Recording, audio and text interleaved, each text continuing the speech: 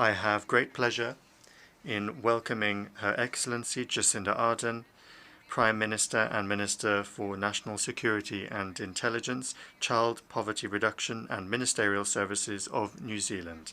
I invite her to address the Assembly.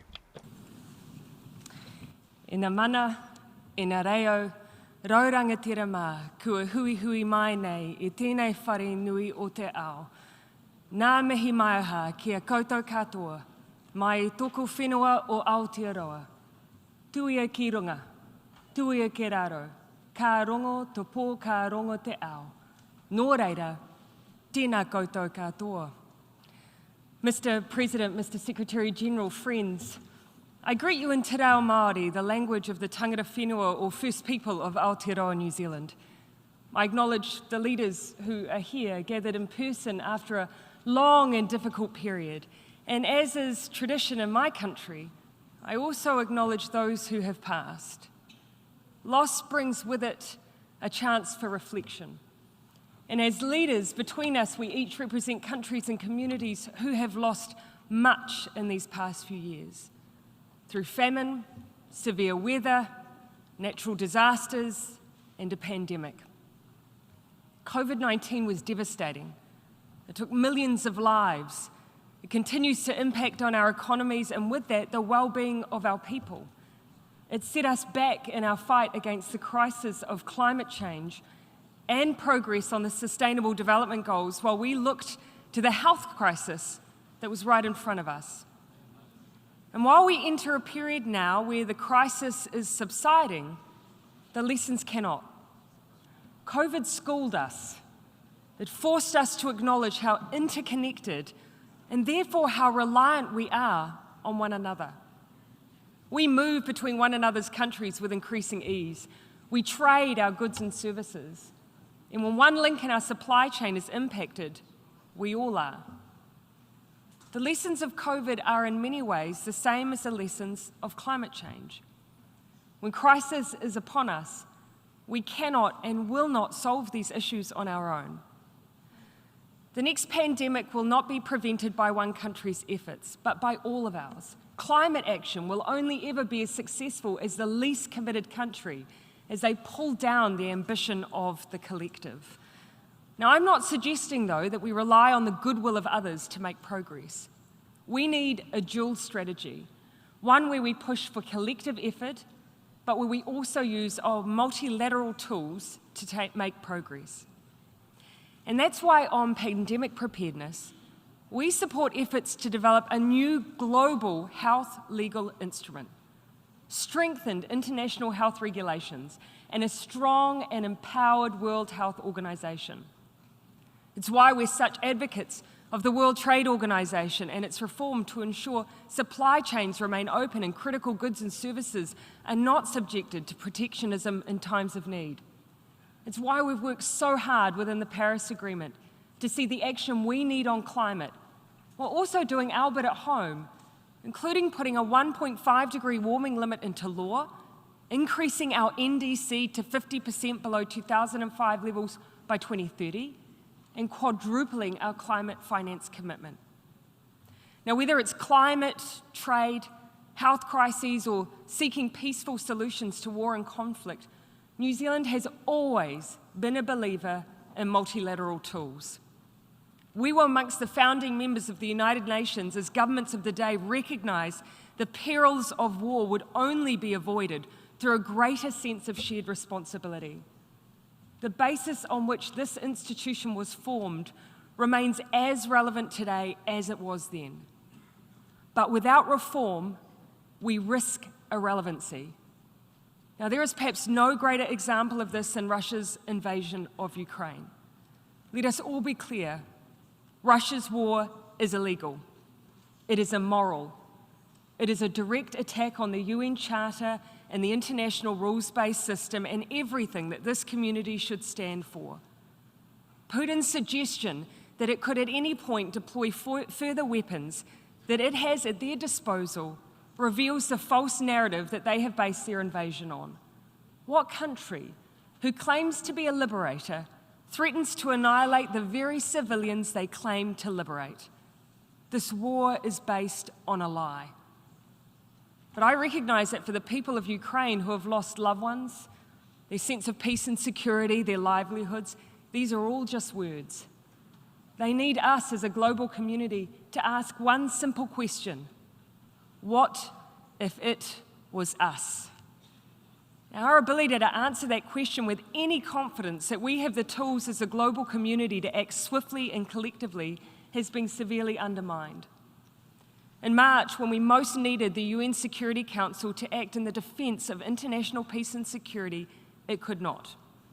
It did not fulfil its mandate because of one permanent member who was willing to abuse its privileged position. That was wrong. We will not give up on the ability of our multilateral institutions to stand up against this illegal war or to take on the many challenges we face. These institutions are the ballast we need, but it's a ballast that requires modernisation fit for the tumultuous waters we all face. That is why New Zealand was pleased to champion the veto initiative. Not only does it provide an opportunity to scrutinise the actions of the permanent member who cast a veto, the veto initiative gives the whole UN membership a voice where the Security Council has been unable to act. But we continue to call for more than that.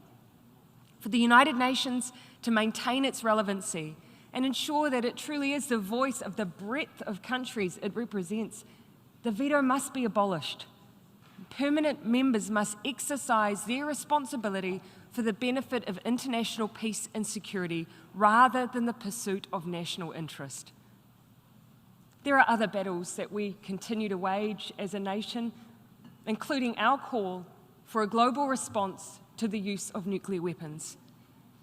Our history of championing not just non-proliferation, but a prohibition on nuclear weapons is grounded in what we have witnessed, but also what we have experienced. We are a nation that is both of the Pacific and within it. It was in our region that these weapons of war were tested. Those tests have left a mark on the people, lands, and waters of our home. And the only way to guarantee our people that they will be safe from the catastrophic humanitarian consequences of nuclear weapons is for them not to exist. That's why New Zealand calls on all states that share this conviction to join the Treaty on the Prohibition of Nuclear Weapons. Now, some will call such a position naive. Some believe that we are safer as a result of nuclear weapons. In New Zealand, we have never accepted the wisdom of mutually assured destruction. It takes one country to believe that their cause is nobler, their might stronger, their people more willing to be sacrificed. And none of us can stand on this platform and turn a blind eye to the fact that there are already leaders amongst us who believe this. Nuclear weapons do not make us safer. There will be those who agree but believe it's simply too hard to rid ourselves of nuclear weapons at this juncture. There is no question that nuclear disarmament is an enormous challenge. But if given the choice, and we are being given a choice, surely we would choose the challenge of disarmament than the consequences of a failed strategy of weapons-based deterrence. And this is why we will continue to advocate for meaningful progress on the Nuclear Non-Proliferation Treaty. Progress and consensus that was recently blocked by Russia and represented a backward step to the efforts of nearly every country in the world to make even some limited progress on nuclear disarmament and non-proliferation. None of this will stop New Zealand's advocacy. We will remain a strong and passionate advocate for efforts to address the weapons of old. But we'll also be an advocate to address the weapons that are new. After all, the face of war has changed, and with that, the weapons used. The tools used to challenge the statehood of others are hidden and more complex. Traditional combat, espionage, and the threat of nuclear weapons are now accompanied by cyber attacks, prolific disinformation, and manipulation of whole communities and societies. Now, as leaders, We have never treated the weapons of old in the same way as those that have emerged. And that's understandable. After all, a bullet takes a life. A bomb takes out a whole village. A lie online or from a podium does not. But what if that lie, told repeatedly and across many platforms, prompts, inspires, or motivates others to take up arms, to threaten the security of others, to turn a blind eye to atrocities, or worse, to become complicit in them? What then? This is no longer a hypothetical. The weapons of war have changed. They are upon us and require the same level of action and activity that we put into the weapons of old. We recognize the threats that the old weapons created. We came together as communities to minimize these threats. We created international rules, norms, and expectations. We never saw that as a threat to our individual liberties. Rather, it was a preservation of them. The same must apply now as we take on these new challenges. In New Zealand, we deeply value our right to protest.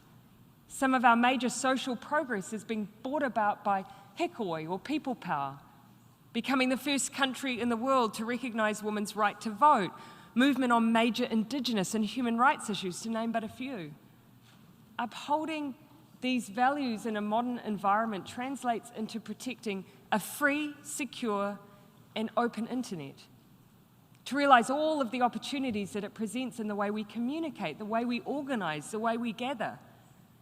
But that does not mean the absence of transparency, expectations, or even rules, if we correctly identify what it is we are trying to prevent.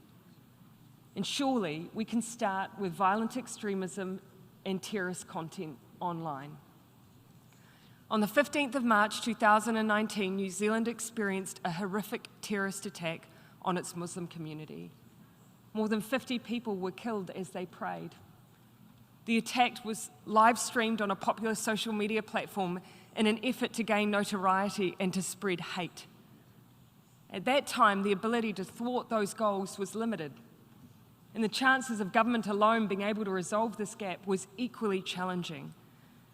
And so that's why, alongside President Emmanuel Macron, we created the Christchurch Call to Action. The core community has worked together to address terrorism and violent extremist content online. And this important work progresses. We have demonstrated the impact we can have by working together collaboratively. We've improved crisis reactions, stymieing the ability to live stream attacks. We have crisis protocols that kick in to prevent proliferation. We're also focused on prevention, understanding the interactions between online environments and the real world that can lead to radicalisation. This week we launched an initiative alongside companies and non-profits to help improve research and understanding of how a person's online experiences are curated by automated processes. This will also be important in understanding more about mis- and disinformation online, a challenge that we must, as leaders, address.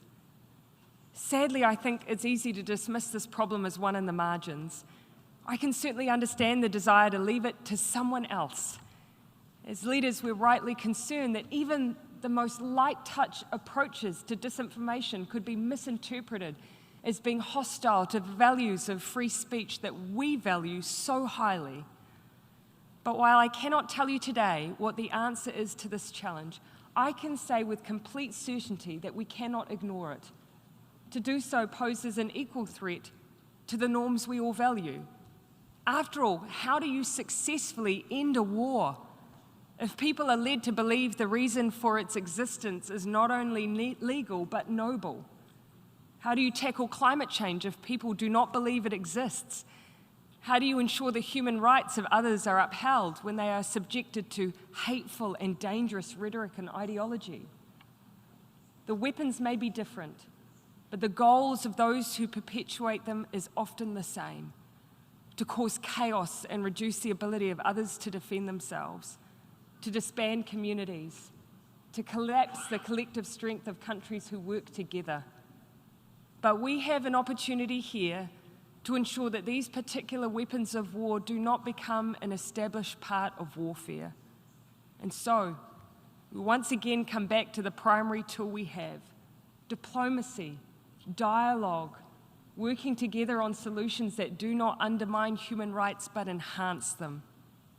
For those who have not sought out the Christchurch call to action, I ask that you consider it.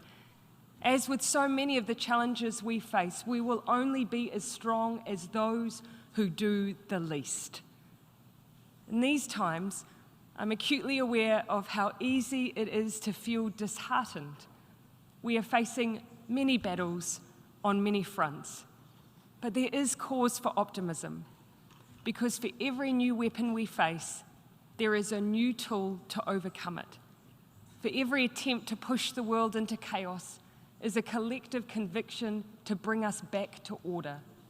We have the means. We just need the collective will. Mai e toku ukaipo o Aotearoa, kara hui hui mai tātou, nō reira, tēnā tātou katoa.